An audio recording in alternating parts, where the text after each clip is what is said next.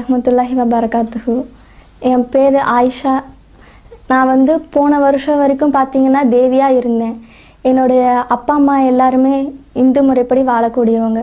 இத்தனைக்கும் எங்கள் அப்பா பார்த்தீங்கன்னா ஒரு கோயிலில் தலைமை நிர்வாகியாக இருந்தார். அந்த கோயிலே அவருடைய சொல்படி கேட்டு நடக்கக்கூடியதாக இருந்துச்சு. எல்லா விழாக்களுக்கும் அவர் தான் தலைமையாக நின்று எல்லா விசேஷத்தையும் பண்ணிட்டு இருந்தார். என்னையும் சின்ன வயசுல இருந்தே ஆன்மீகத்தை பற்றி ரொம்ப ரொம்ப சொல்லி சொல்லி வளர்த்தாரு. ஒவ்வொரு கடவுள் பற்றியும் சிவன் நமக்கு முதன்மை கடவுள், விஷ்ணு, முருகர், அந்த மாதிரி ஒவ்வொரு கடவுளுடைய தன்மைகளை பற்றி அவர் சொல்லி சொல்லி வளர்த்துட்டே இருந்தார். அப்புறம் விழா காலங்களில் பார்த்தீங்கன்னா பூ மிதிக்கிறது, அளவு குத்துறது, நிறைய விஷயங்கள் ஒரு ரொம்ப மனிதர்கள் வருத்திக்கக்கூடிய விஷயமாலாம் இருந்துச்சு. அப்போ நான் எங்கள் அப்பா கிட்ட கேட்பேன், என்னப்பா இவ்வளோ இப்படிலாம் நேர்த்தி செய்யணுமா அப்படின்னு சொல்லி கேட்பேன். அது சொல்வார், ஆமாம் இறைவனை நம்ம இப்படி தான் சந்தோஷப்படுத்தணும் அப்படின்னு சொல்லிட்டு இருந்தார். எனக்குள்ளேயே ஒரு சந்தேகம், இறைவனை நம்ம சந்தோஷப்படுத்தணும்னா நம்ம இவ்வளோ வருத்திக்கணுமா அப்படின்னு சொல்லி நினச்சிட்டு இருந்தேன்.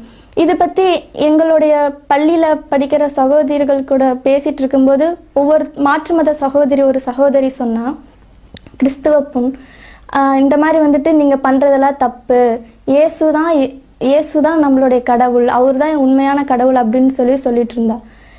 உடனே எனக்கு அதை பற்றி அப்படியா கிறிஸ்துவத்தை பற்றி தெரிஞ்சுக்கலாமே, பைபிள் என்ன சொல்கிறாங்க அப்படின்னு சொல்லிட்டு பைபிள் வாங்கி நான் அவகிட்டே வாங்கி படிக்க ஆரம்பித்தேன். பைபிளில் படிக்க ஆரம்பிக்கும்போது அதில் இருக்கிற ஒவ்வொரு விஷயங்களும் நமக்கு உண்மை மாதிரியே தெரிஞ்சுது. அந்த ஒரு 10th படிக்கிற வரைக்குமே நான் சர்ச்சுக்கு போகணும்னு ஆசைப்படுவேன். ரொம்ப நான் கிறிஸ்துவத்தில் ஈடுபடுற அளவுக்கு நான் வரும்போது எங்கள் அப்பா கிட்ட நான் கேட்டேன், அப்பா இந்த மாதிரி நான் ஞானஸ்தானம் எடுத்துக்கலாமா, ஏன்னா இயேசுதாம்பா உண்மையான மகன், இறைமகன், அவர் நமக்காக நம்மளுடைய பாவங்களை சுமந்தார். இந்த மாதிரிலாம் நான் கேட்கும்போது எங்கள் அப்பா சொன்னார், விவேகானந்தருடைய கருத்துன்னு ஒன்று சொன்னார். விவேகானந்தர் சொன்னாராம், நதிகள் பல நதிகளாக இருந்தாலும் அது போய் சேர இடம் கடவுள் தாம்மா, கடல் மட்டும்தான் அப்படின்னு சொன்னார். உடனே யோசித்தேன், அப்போது நதிகள் பல நதிகள்னா போய் சேர்ற இடம் கடல் மட்டும்தான். அப்போ கடல்னா ஒரு இறைவனை தானே குறிக்குது, ஒரு இறைவனை பற்றி எந்த மார்க்கம் சொல்லுது அப்படின்னு பார்க்கும்போது அப்போ தான் எனக்கு இன்னொரு பெண் சொன்னால், இஸ்லாத்தில் நாங்கள் ஒரு இறைவனை தான் நம்ம வழிபடுறோம் அப்படின்னு சொல்லும்போது, அப்படி இஸ்லாத்தை பற்றி எனக்கு ஆனால் அந்த பொண்ணுக்கும் சரியாக தெரியல. இந்த மாதிரி ஒரு விஷயத்த மட்டும் சொன்னான். அப்படின்னா இஸ்லாத்தில் என்ன இருக்குது அப்படின்னு சொல்லிட்டு அதை பற்றி நான் யோசிக்க ஆரம்பித்தேன். அந்த பொண்ணுக்கிட்ட சில விஷயங்கள் கேட்கும்போது நோன்பு, இந்த மாதிரி விஷயம், தொழுகை, அதெல்லாம் சொன்னாங்க. ஆனால் பேசிக் முஸ்லீமாக இருந்த அந்த பெண்ணே அதை பற்றி ஒழுங்காக பின்பற்றாமல் இருந்தாங்க. இதை பற்றி எனக்கு இன்னும் நல்லா தெளிவாக தெரிஞ்சுக்கணும் அப்படின்னு சொல்லிட்டு இறைவன் நாடியிருப்பான் போல். அப்போது எனக்கு தெரிஞ்ச ஒரு குடும்பம், ஒரு இஸ்லாமிய குடும்பம், அதுதான் எனக்கு முதல் அறிமுகமான இஸ்லாம் குடும்பம்னே சொல்லலாம். ரஹீமண்ணா அப்படிங்கிறவங்க ஒருத்தவங்க, அவங்களும் அவங்களுடைய மனைவியும். இதை பற்றி நான் கேட்டேன், நானே தான் வழியே போய் கேட்டேன் அவங்கக்கிட்ட, எப்படி நீங்கள் 5 வேளை தொழுகிறீங்களே, அது எப்படி உங்களால் முடியுமா, நோம்புன்னு சொல்லிட்டு சாப்பிடாமலே இருக்கீங்களே, எச்சை கூட முழுங்காமல் இருக்கணும்னு சொல்கிறாங்களே, அப்படி இதெல்லாம் எப்படி இருப்பீங்க அப்படின்னு கேட்கும்போது அவங்களுடைய மனைவி அதுக்கான விளக்கத்தை ரொம்பவே நிறைய சொன்னாங்க. அதுக்கப்புறம் நிறைய புத்தகங்கள் வாங்கி அவங்களே கொடுத்தாங்க. இந்த மாதிரி புத்தகத்திலலாம் படி, நீயே உனக்கு இதுலேயே எல்லாமே உன்னுடைய சந்தேகங்களுக்கெல்லாம் இதுலேயே தீர்வு இருக்குன்னு சொன்னாங்க. நானும் அந்த புத்தகங்கள்லாம் வாங்கி படிக்கும்போது அப்போது உண்மையிலேயே ரொம்ப அதில் அழகழகான விஷயங்கள் இஸ்லாத்தில் எவ்வளவோ இருக்குதுன்னு தெரிஞ்சுக்கிட்டேன். சாதாரணமாக ஒரு இந்து மனிதன்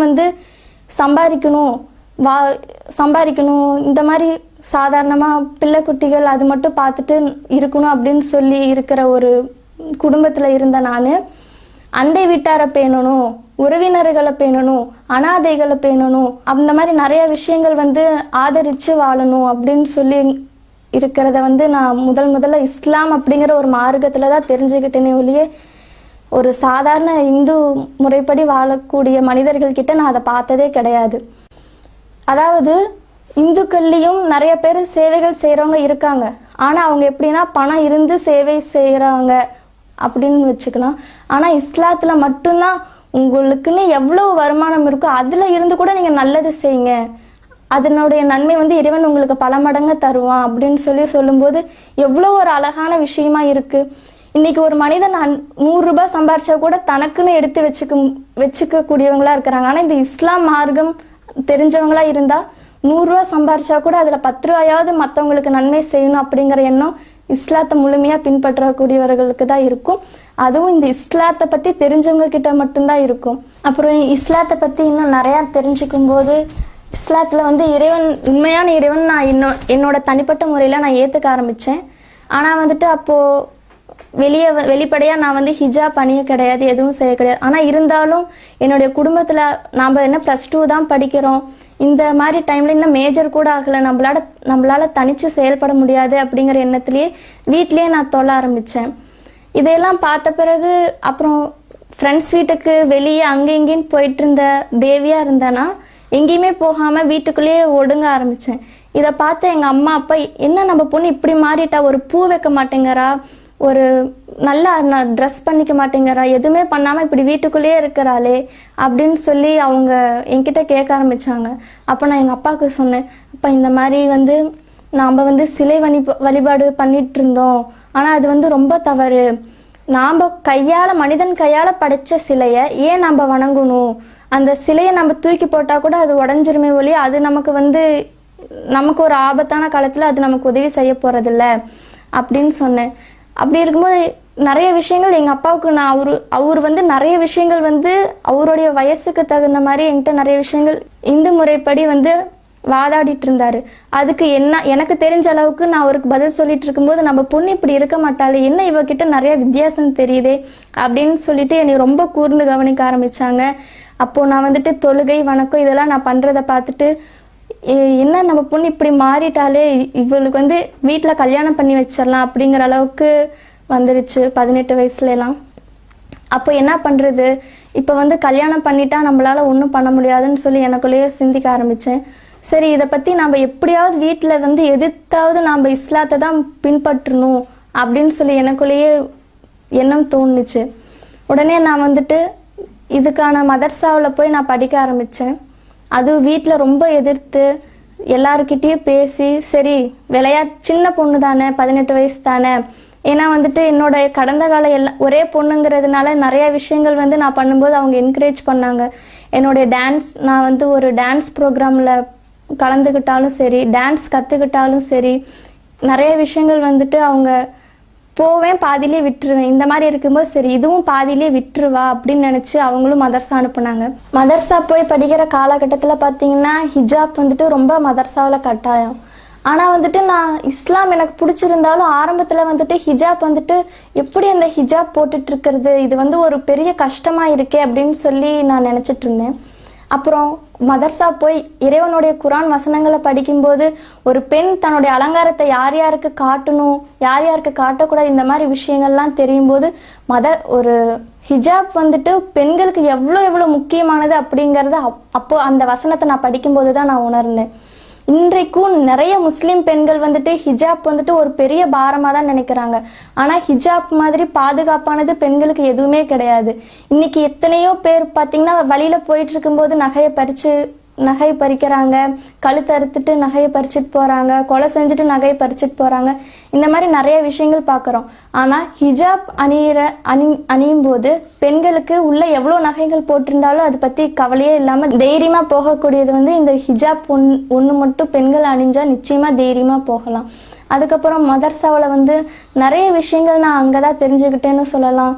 முறையான இஸ்லாத்தை வந்து எப்படி இஸ்லாம்ங்கிறது இதுக்கு மேலேயும் தாண்டி நிறைய விஷயங்கள், இறைவனுடைய வசனங்கள், குரான் வசனங்கள் நிறைய தமிழ்ல வந்து படிக்கும்போது பார்த்தீங்கன்னா இறைவன் வந்து இப்படியெல்லாம் சொல்லியிருக்கிறானா, நரகத்தை பற்றியும் சரி, சொர்க்கத்தை பற்றியும் சரி, மறுமையை பற்றியும் சரி, நம்மளுடைய குரான் நம்ம எடுத்து படிக்கும்போது அதில் எவ்வளோ விஷயங்கள் அப்படிங்கிறத குரான் மூலியமாக தான் ஒவ்வொரு மனிதனும் படிக்கும்போது உணர முடியும். இன்னைக்கு ரம்லான் மாசத்துல எத்தனையோ முஸ்லிம்கள் வந்து வீட்டில் அரபிக் குரான் எடுத்து ஓதுறோம். ஆனால் யாராவது தமிழ் குரானை எடுத்து படிக்கிறோமான்னு பார்த்தா ரொம்ப ரொம்ப கம்மி. ஆனால் வந்துட்டு தமிழ் குரான் படிக்கும்போது தான் உண்மையான குரான் படித்ததுக்கான அர்த்தமே தெரியும். நிறைய பேர் இதை விளங்காமல் அரபில தான் ஓதணும்னு சொல்லி நினச்சிட்டு இருக்காங்க. சரி திருமணம் பண்ணலாம் அப்படிங்கும்போது எனக்கு திருமணம் பண்ணி கொடுக்குற முறை எப்படி, எங்கள் அப்பா வந்து அந்த குடும்பத்து கூட பேசும்போது உங்கள் பொண்ணுக்கு வந்து நாங்கள் வந்து மகர் தரோம், நீங்கள் எதுவுமே செய்ய வேணாம் அப்படின்னு சொல்லி சொன்னார். எங்கள் அப்பா ஆச்சரியப்பட்டார். பொதுவாக பொண்ணுக்கு கல்யாணம் பண்ணி கொடுக்கும்போது நகை பாத்திரம் இதெல்லாம் நாங்கள் தானே தரணும், நீங்கள் வந்து என் பொண்ணுக்கு சொத்து தரேன்னு சொல்லி சொல்கிறீங்களே, இது என்ன விஷயம்னு சொல்லி கேட்கும்போது அவங்க சொன்னாங்க, இறைவன் வந்து பெண்களுக்கு அவர்களுடைய மனக்கொடியை கட்டாயமாக கொடுத்து விடுங்கள்னு சொல்கிறான், இதுதான் எங்களுடைய இஸ்லாம் முறை அப்படின்னு சொல்லி சொன்னாங்க. இதுக்கப்புறம் நான் எங்கள் அப்பா கிட்ட ஓரிரை கொள்கையை பற்றி நான் தாவா பண்ண ஆரம்பித்தேன். அவரும் நிறைய விஷயங்கள் வந்துட்டு அறிவியல் ரீதியாகவும் ஆகட்டும், வாழ்க்கையில் வாழக்கூடிய அன்றாட மனிதர்களுடைய சூழ்நிலையாகட்டும், இது எல்லாமே வந்துட்டு இஸ்லாத்தில் ரொம்ப தெளிவான முறையிலேயே இருந்துச்சு. இன்னைக்கு எங்கள் கூட என்னுடைய அப்பா தொழும்போது ரொம்ப ரொம்ப இறைவனுக்கு நான் நன்றி செலுத்தக்கூடியவளாக இருக்கேன். இன்னும் என்னுடைய தாய் சகோதரர் உறவினர் எல்லாருமே இஸ்லாத்தை ஏற்றுக்கணும்னு நான் துவா செய்கிறேன். அது மட்டும் கிடையாது, இன்னைக்கு நிறைய பேர் வந்துட்டு இஸ்லாத்தை வந்து தெரிஞ்சுக்கிறாங்க, இஸ்லாம் தான் உண்மைன்னு சொல்லி தெரிஞ்சுக்கிறாங்க. இருந்தாலும் அவங்களால வெளிப்படையாக ஏற்றுக்க முடியாத சூழ்நிலை நிறைய பேர் இருக்காங்க. அவங்களும் வெளிப்படையாக இஸ்லாத்தை ஏற்றுக்கிட்டு ஒரு முஸ்லீமாக வாழணும்னு நான் ஆசைப்படுறேன். முஸ்லிம்களாக அன்றி மரணிக்காதீர்கள் அப்படிங்கிற அந்த வசனத்துக்கு ஏற்ப அப்படிப்பட்ட நன்மக்களாக நம்மையும் மரணிக்க செய்யணும்னு சொல்லி இறைவன் கிட்ட துவா செய்கிறேன் நான். அஸ்ஸலாமு அலைக்கும் வரஹ்மத்துல்லாஹி வபரகாத்துஹு.